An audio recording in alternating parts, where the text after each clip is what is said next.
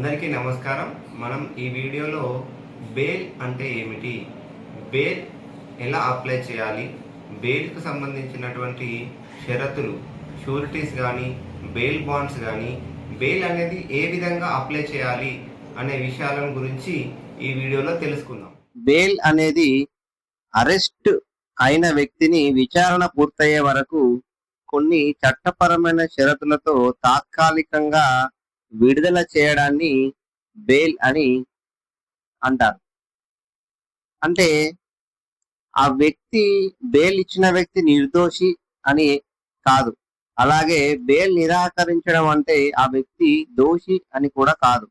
Bail యొక్క ప్రధాన ఉద్దేశం ఏమిటి అనంటే వ్యక్తి యొక్క స్వేచ్ఛను కాపాడటం మరియు విచారణకు సహకరించేలా చూడడం, అవసరం లేని నిర్బంధాన్ని నివారించడం కోసం భారత రాజ్యాంగంలోని article 21 right to life and personal Liberty ప్రకారం వ్యక్తిగత స్వేచ్ఛకు ప్రాధాన్యత ఇవ్వడం జరిగింది.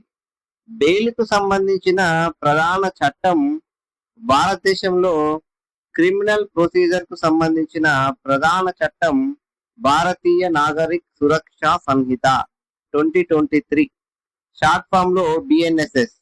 ఇది పాత code of criminal procedure 1973 CrPC స్థానంలో రావడం జరిగింది.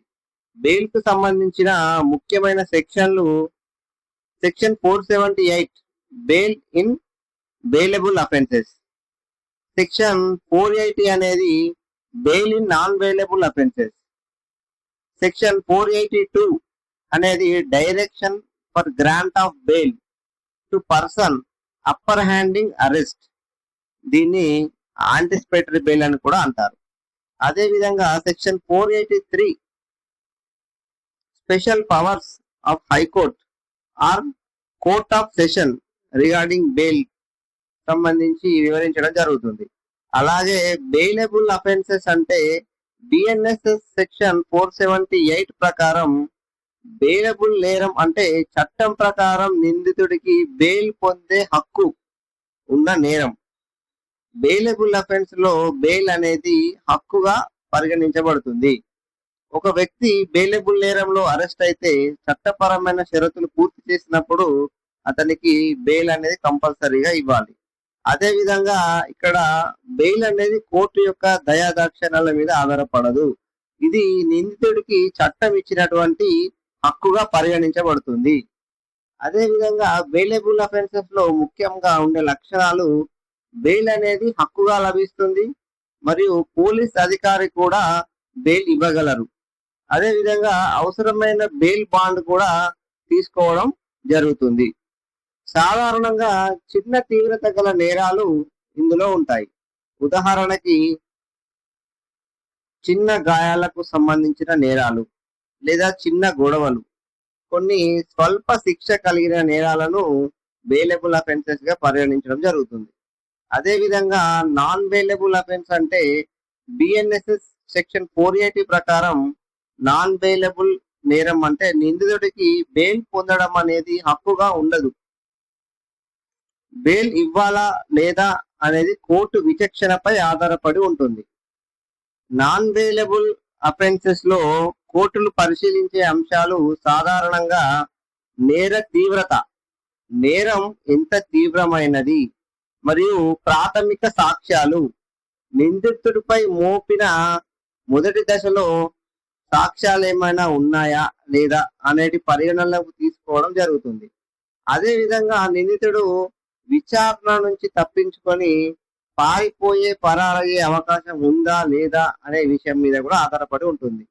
అదే విధంగా ఒకవేళ నిందితుడికి బెయిల్ ఇచ్చినట్లయితే సాక్షులను ప్రభావితం చేసే అవకాశం ఉందా లేదా అనేది కూడా పరిగణనలోకి తీసుకోవడం జరుగుతుంది.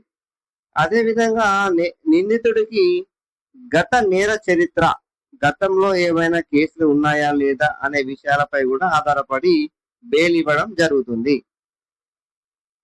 బెయిలబుల్ మరియు నాన్ బెయిలబుల్ మధ్య తేడా: బెయిలబుల్ కేసులలో బెయిల్ అనేది హక్కు. అదే విధంగా నాన్ బెయిలబుల్ లో కోర్టు విచక్షణాధికారంపై మాత్రమే ఆధారపడి ఉంటుంది.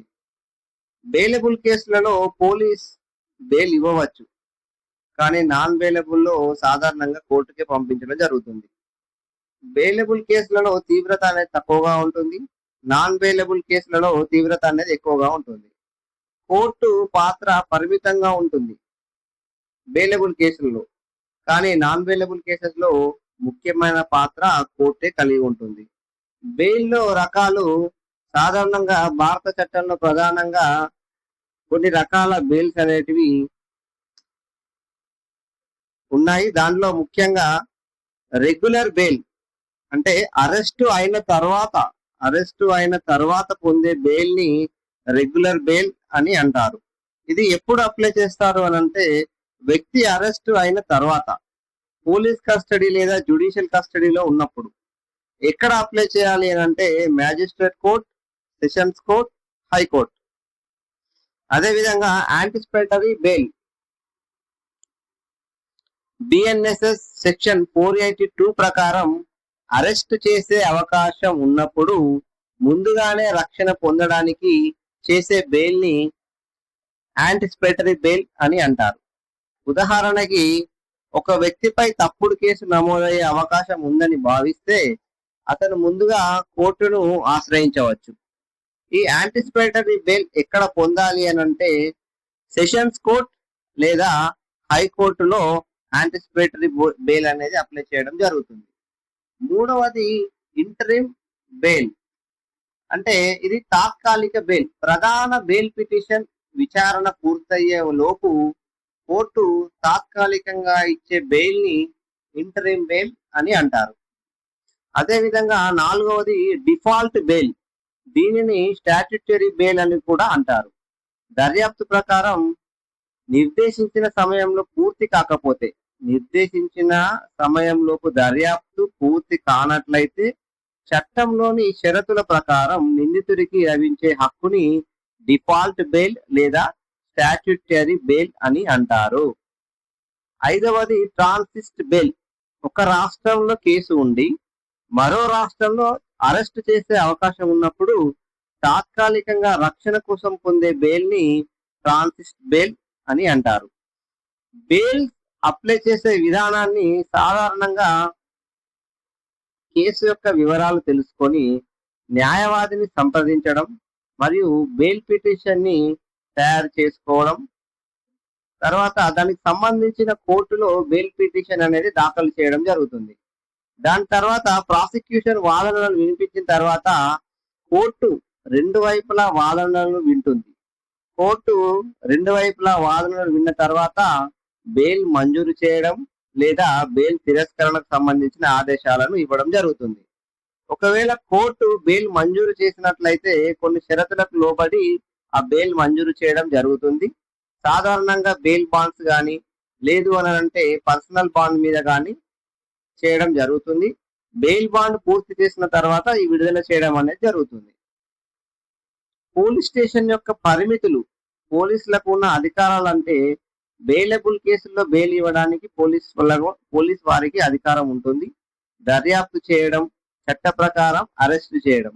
కానీ నాన్ బెయిలబుల్ కేసుల్లో తుది నిర్ణయం పోలీసుల చేతుల్లో ఉండదు. కోర్టు ఆదేశాలను పోలీసులు మార్చలేరు. చట్ట విరుద్ధంగా బెయిల్ నిరాకరించే అవకాశం లేదు. కోర్టు యొక్క పరిమితులు. దీనికి సంబంధించి కోర్టు యొక్క పరిమితులు కూడా ఉంటాయి. కోర్టు నేర స్వభావాన్ని పరిశీలించడం, సంబంధిత చట్టం ఏం చెప్తుంది దాన్ని పాటించడం, అదే విధంగా కారణాలతో కూడిన ఆదేశం ఇవ్వాలి. బెయిల్ షరతులు కూడా విధించడం కోర్టు యొక్క పరిమితులకు వస్తుంది. బెయిల్ షరతులు సాధారణంగా ఏముంటాయి అని అంటే విచారణకు తప్పనిసరిగా హాజరు కావాలి. రాబోయే తేదీలలో కేసు ఏ రోజు విచారణ జరిగినా కూడా తప్పనిసరిగా హాజరు అవుతాను అనే షరతు విధించడం జరుగుతుంది. అదే విధంగా కేసుకు సంబంధించి సాక్ష్యాలను ఎలాంటి ప్రభావితం చేయకూడదు. మరియు పాస్పోర్ట్, దేశం విడిచి వెళ్ళిపోయే ప్రమాదం జరగకుండా పాస్పోర్ట్ ని కూడా సరెండర్ చేయమని ఆదేశించవచ్చు. మరియు దర్యాప్తుకు ఖచ్చితంగా సహకరించాలి అనేది కూడా ఆదేశించడానికి అవకాశం ఉంటుంది. కొన్నిసార్లు బెయిల్ పొందిన వ్యక్తి ఇలాంటి షరతులను ఉల్లంఘించినట్లయితే బెయిల్ ను క్యాన్సిల్ చేసే అధికారం కూడా కోర్టుకి ఉంటుంది. సాధారణంగా ఏదైనా సాక్షులను ప్రభావితం చేయడం కానీ, లేదా మళ్ళీ నేరం చేస్తే, లేదంటే విచారణకు సహకరించినట్లయితే కోర్టు బెయిల్ రద్దు చేయడం జరుగుతుంది. దీంట్లో ముగింపుగా బెయిల్ అనేది నేరం నుండి విముక్తి కాదు. ఇది విచారణ పూర్తయ్యే వరకు చట్టం కల్పించే తాత్కాలిక రక్షణ మాత్రమే. బెయిలబుల్ అఫెన్స్ లో బెయిల్ హక్కుగా ఉంటుంది. నాన్ బెయిలబుల్ అఫెన్స్ లో బెయిల్ అనేది కోర్టు విచక్షణపై ఆధారపడి ఉంటుంది. ప్రతి కేసులో వాస్తవ పరిస్థితులు, వర్తించే చట్టాలు, సాక్ష్యాల ఆధారంగా నిర్ణయం అనేది మారడం జరుగుతుంది. నేను మీ రాకేష్, అడ్వకేట్. చట్టపరమైన అవగాహన కోసం ఈ వీడియో రూపొందించడం జరిగింది. మీకు ఈ సమాచారం ఉపయోగకరంగా ఉంటే వీడియోను షేర్ చేయండి.